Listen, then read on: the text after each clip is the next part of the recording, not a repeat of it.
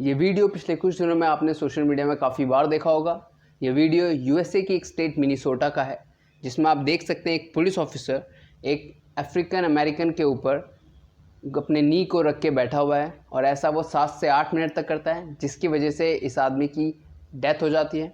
और उसके बाद से ही यूएसए के सोशल मीडिया में #Black Lives Matter कैंपेन चलता है और यूएसए की लगभग 40 से ज़्यादा स्टेट्स में प्रोटेस्ट होते हैं and USA is literally burning because of this incident.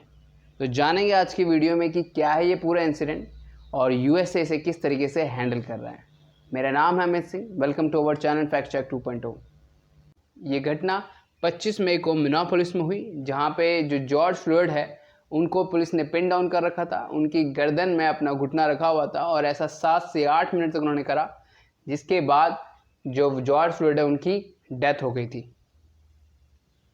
जो मिनियापोलिस है वो मिनीसोटा स्टेट में है और मिनीसोटा जो है वो यूएस का स्टेट है जो कि कनाडा के साथ बॉर्डर शेयर करता है। और मिनीसोटा की जो कैपिटल है सेंट पॉल और जो मिनियापोलिस है जहाँ पे ये इंसिडेंट हुआ, वो दोनों काफ़ी सिमिलर हैं टाउन स्ट्रक्चर की बात करें तो इसलिए उन्हें ट्विन सिटीज़ भी कहा जाता है और इस प्रोटेस्ट को ट्विन सिटी प्रोटेस्ट के नाम से भी जाना जा रहा है। ये है जॉर्ज फ्लॉयड जिनकी उस इंसिडेंट में मौत हुई थी और ये सारा जो किस्सा है वो स्टार्ट हुआ एक $20 के बिल की वजह से। जॉर्ज फ्लॉयड एक शॉप में गए थे जहाँ पर उन्होंने सिगरेट खरीदी और दुकानदार को $20 दिए। दुकानदार को लगा कि वो $20 फेक है, तो उन्होंने पुलिस को फ़ोन किया और पुलिस जब वहाँ पे आई तो उसके बाद ये सारा इंसिडेंट हुआ। पुलिस का ये कहना है कि जॉर्ज फ्लॉयड रेसिस्ट कर रहे थे, उनके साथ नहीं जा रहे थे, लेकिन जो वीडियोस निकल के आई हैं उनमें ऐसा कहीं पे भी नहीं दिख रहा कि जॉर्ज फ्लॉयड जो है वो रेसिस्ट कर रहे थे या कोऑपरेट नहीं कर रहे थे पुलिस के साथ, बल्कि पुलिस का एक क्रूर बिहेवियर नज़र आया जॉर्ज फ्लॉयड के प्रति इस वीडियो में। जो पुलिस ऑफिसर है वो अपनी नी को उनके नेक पे रख के बैठे हुए हैं काफ़ी देर तक।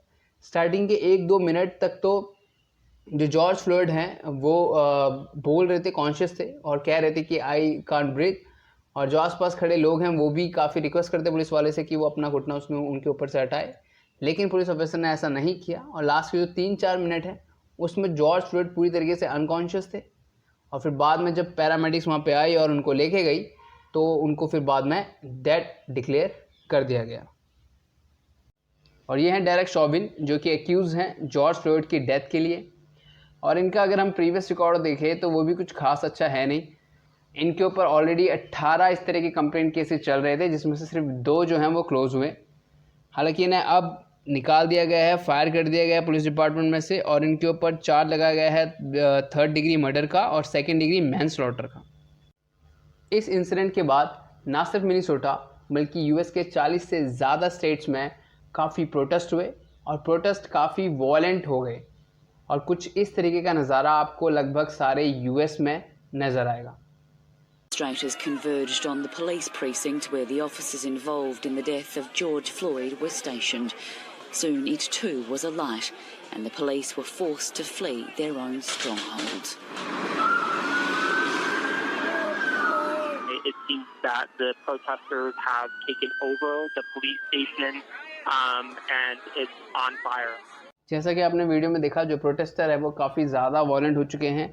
लोग जो हैं वो पुलिस व्हीकल्स को जला रहे हैं, शॉप्स को लूट रहे हैं। 7 लोगों की अब तक इसमें मौत हो चुकी है और लग ही नहीं रहा कि ये जो वीडियो फुटेज है वो यूएसए का है, जो कि पूरी दुनिया को लॉ एंड ऑर्डर को लेके नसीहत देता है। वो आज अपने खुद के देश का लॉ एंड ऑर्डर नहीं संभाल पा रहा है और ये यूएसए के लिए और प्रेसिडेंट डोनाल्ड ट्रंप के लिए एक बहुत बड़ी एम्बैरेसमेंट की बात है। बट प्रेसिडेंट डोनाल्ड ट्रंप इस पूरे प्रोटेस्ट को किस तरीके से हैंडल करने वाले हैं वो उनके इस ट्वीट्स में नज़र आता है। पहला ट्वीट उन्होंने 29 मई को किया, जिसमें वो कहते हैं, "These thugs are dishonoring the memory of George Floyd and I won't let that happen. Just spoke to Governor Tim Walz and told him that the military is with him all the way, any difficulty and we will assume control, but when the looting starts, the shooting starts." तो यानी वो यहाँ पे clear indication दे रहे हैं, clear warning दे रहे हैं यहाँ पे प्रोटेस्टर को कि अगर लूटिंग स्टार्ट होगी तो शूटिंग स्टार्ट होगी, यानी उन्हें शूट कर दिया जाएगा। और दूसरे ट्वीट में वो कहते हैं कि जो डेमोक्रेटिक पार्टी के जो मेयर्स और गवर्नर्स हैं उनको टफ एक्शन लेने चाहिए, क्योंकि जो मिनीसोटा है वहाँ पे जो गवर्नर है वो डेमोक्रेटिक पार्टी के हैं इसलिए। और नेशनल गार्ड को बुलाने की बात भी वो यहाँ पे कह रहे हैं। यूएसए में नेशनल गार्ड को डोमेस्टिक प्रोटेस्ट के लिए बुलाना कोई आम बात नहीं है।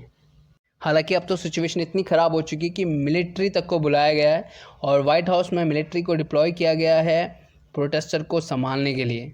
और दूसरा एक्शन यहाँ पे जो डोनाल्ड ट्रंप ले रहे हैं वो ये कि वो कह रहे हैं कि वो एंटीफा को टेररिस्ट ऑर्गेनाइजेशन डेजिग्नेट कर देंगे।